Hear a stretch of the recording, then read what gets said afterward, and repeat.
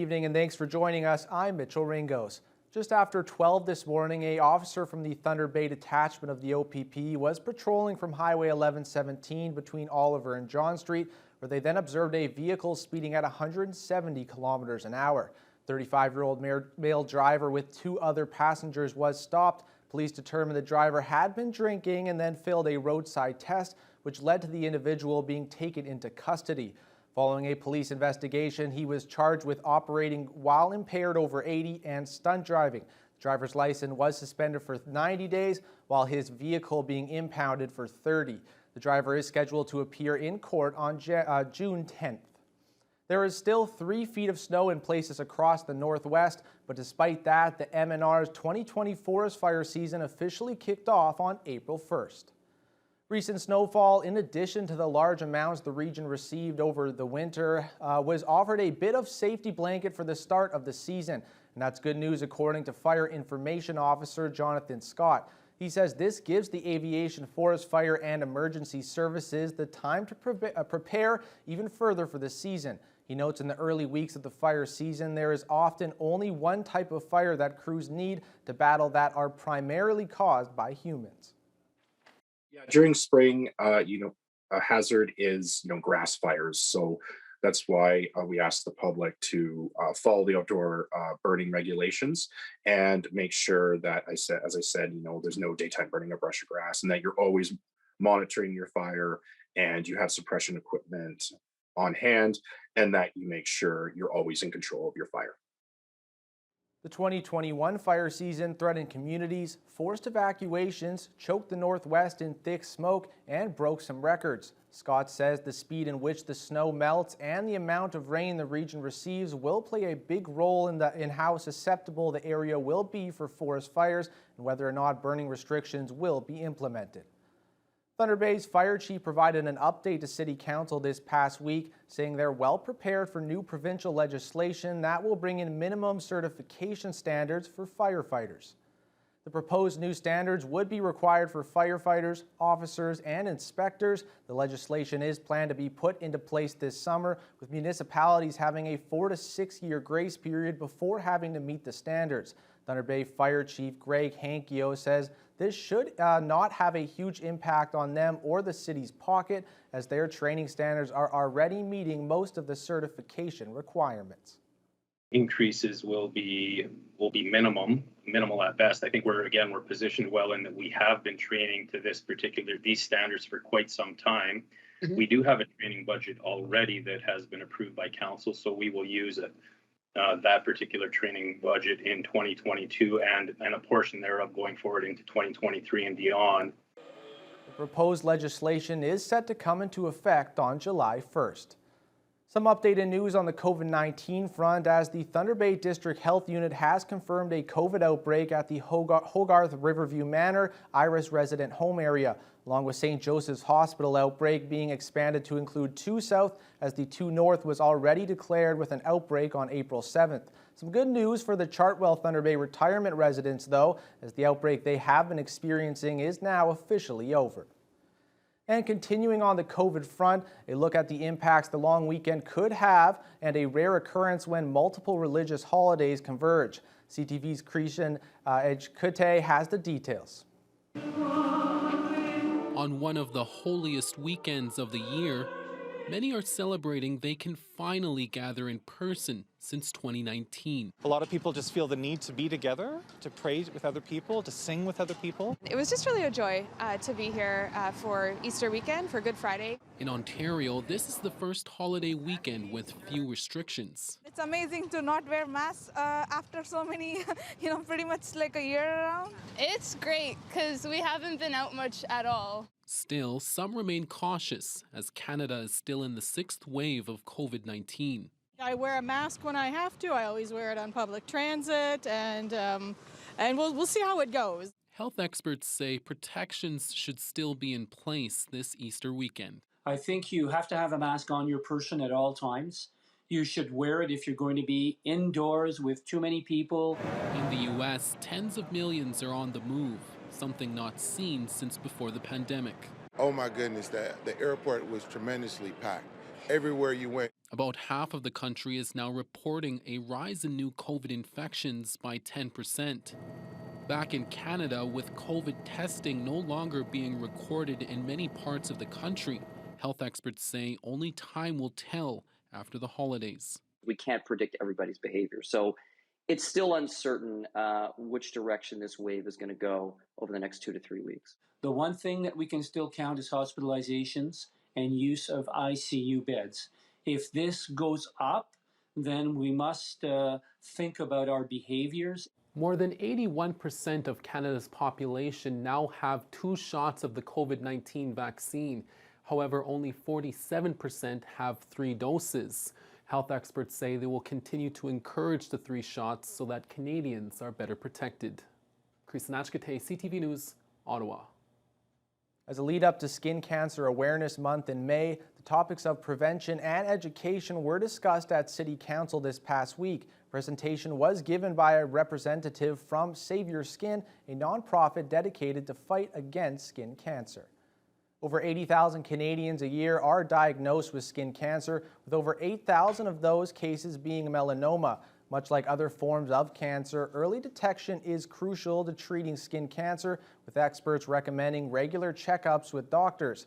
Natalie Richardson is a spokesperson for Save Your Skin and a cancer survivor herself, and explained more about the disease. There are several different types of skin cancer and melanoma, and they all have different risk factors and determinants. So age, again, color of skin, exposure to sun in childhood. So I'd say, keeping children out of the sun is a great first start because they can't defend themselves otherwise. Richardson adds that good sunscreen is also an excellent way to protect one's skin, regardless of age. After assisting countless Black-owned businesses throughout the GTA, the Black Business and Professional Association has taken their message on the road. The group was recently in Thunder Bay to promote their newest program, BAIDS, to local business owners. Over the past 40 years, the Black Business and Professional Association has championed a culture of economic growth, entrepreneurship, diversity, and empowerment across Black communities in Canada. And recently, that message arrived in Thunder Bay as part of the BBPA's Cross Canada Outreach Tour, aimed to raise awareness about their BAIDS program, one that is designed to serve as a lifeline for Black entrepreneurs to help them overcome recent setbacks brought on by the pandemic and intrinsic social biases by providing Black business owners with the resources and expertise needed to promote growth. BBPA Vice President of National Partnership, Outreach and Procurement, Frances Del Sol, led the presentation and says what she has heard the most throughout the tour is the desire to build a better future for the next generation. But we're finding now that people are listening and saying, yes, I want to leave a legacy for my children. I don't want them to go through what I went through. So because of the programs that we're offering, people are now more committed to looking at the income, to saving, to investing. This is something that was not very common in our community before. For local business owners Judy Kaipo and Odette Chin, they saw firsthand the impact the pandemic has had on their businesses, so knowing they'd have a support system like BAIDS standing behind them is very promising. With COVID, we have no money. The money's dried up now, so we need all the help we can get, and I think this is, the lifesaver that has come along to help us. But when you have a go-to place where you can reach out for help, that of itself is the confidence that it takes to take you further in business. Kurt Black, TBT News. Gamondale Farm held an Easter Parade Festival today, which was held as a drive-through event where residents could pick up pre-ordered Easter baskets and take some pictures of various farm animals and even the Easter Bunny. Residents who stopped by stayed in their vehicle while volunteers brought their baskets to their cars. 170 baskets were sold, which included kid-friendly crafts, chocolates, and 2 tickets to Pumpkin Fest 2022. After receiving their baskets, they were then able to take pictures with the Easter Bunny and meet one of their workhorses named Kip. A volunteer also brought over her pet rabbits for those interested to play with and snap a photo. Farm owner Sue Gammon says that due to the amount of snow Thunder Bay has received, they decided that a drive-through event would fit everyone's needs better than their usual egg hunt. Last year, when we could do an event, we had to do it curbside. And this year, at the end of February, there was so much snow that we knew we couldn't hold an event even in the middle of April. The parking lots wouldn't be thought out and usable. So we went back to the drive-through. After having drive-through events for the past 2 years, Gammon is hoping they'll once again be able to host their annual egg hunt at the farm next Easter. Now joined by sports anchor Kurt Black. Now a fun afternoon for Jessa, but not such a fun afternoon for the Jays. No, and not for Hyunjin Ryu, to be specific. The Jays starter, he's been struggling. It was another tough outing for their lefty today, but could the offense bail him out? Stay tuned and find out.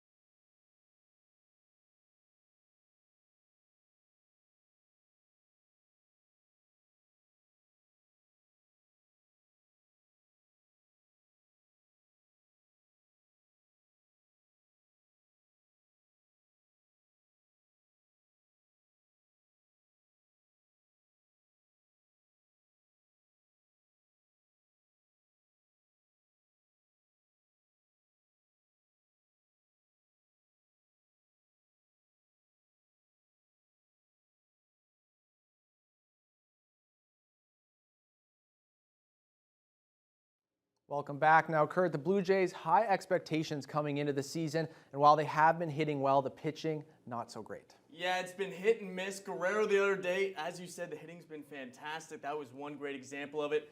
But in the example of Hyunjin Ryu, he arrived in Toronto with a lot of hype and surely backed it up in his first season, finishing third in AL Cy Young voting.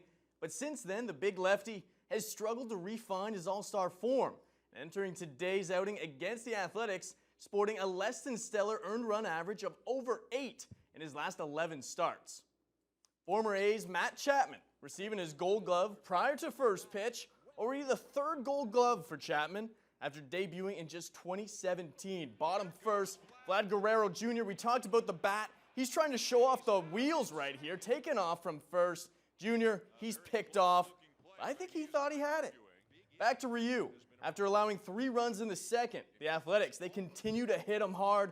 Sean Murphy here clobbering the fastball, long and gone, over 450 feet as the Ryu's issues continue, allowing 5 runs over just 4 innings pitched. But in the 6th, Chapman, he's going to get his new team back in this one with just 1 swing of the bat. 1 for 2. High fly ball to deep left. Carrying. Gone! And he stings his old team to bring his new team back within one. Well, that's certainly one way to adhere yourself to a new fan base. Chappie's second of the year gives us a one-run game. And then very next batter, Zach Collins. He's going to put a charge into this one. It's back, it's gone, and just like that, we got a brand new ball game. Collins' first round tripper. It's a big one. But unfortunately for Jays fans, top 9 Christian Pache facing Julian Merriweather and the promising outfielder, taking the Jays reliever opposite field for his first home run as an A and just the second of his career. And that would be the decider as the Jays, they fall short and drop game 2 of the weekend series by a score of 7-5. Over on the hard court, the playoffs in the NBA got underway today with the Raptors in the city of brotherly love for game 1 of the opening round. The playoff history between the 76ers and Raptors may not run deep, but each series has ended up being a thrilling nail-biter. So before we get to the highlights from the early going, Corey Warren has more on the short but memorable postseason history between these two clubs. The playoff history between the 76ers and Raptors doesn't run deep. They've only met 2 times. But each series ended up being a thrilling nail-biter, boiling down to a final buzzer-beating attempt in Game 7, leaving strong imagery burned into the minds of both fan bases. The 2001 East Semis gave witness to 2 stars at the peak of their greatness, Allen Iverson and Vince Carter. A duel for the ages, as both players went back and forth carrying their teams to victories, culminating with a dramatic final moment. Carter at the buzzer. No good. And the Sixers hold on and advance to the conference finals. It was the furthest the Raptors would ever go in the Carter era, and Toronto proved to be a stepping stone for Iverson's only trip to the NBA Finals. 18 years went by before Philly and Toronto would meet again in the second round. Who could forget how that played out? Another 7-game slugfest with the gripping final seconds taking place in Toronto and the ball in Kawhi Leonard's hands. Is this the dagger?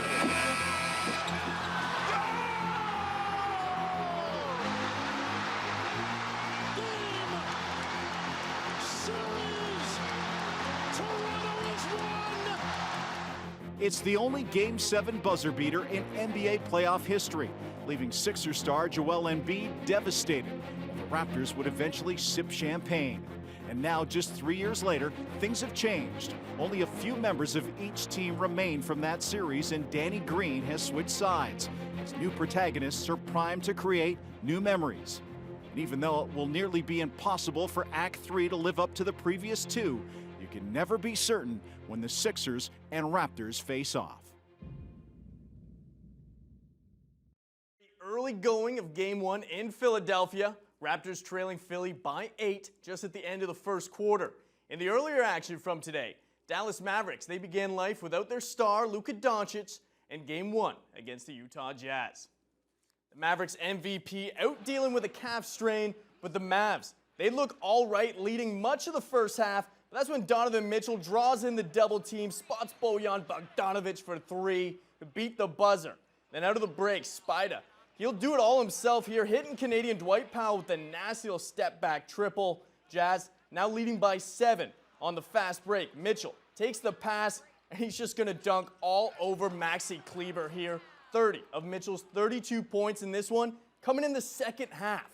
But this one would remain tight into the final minute, 1-point game when Royce O'Neal silences the Mavs fans with this dagger corner 3, hushing the crowd as the Jazz, they take Game 1, 99-93, as all Luka could do is watch and kind of creep me out. I came out a little too passive.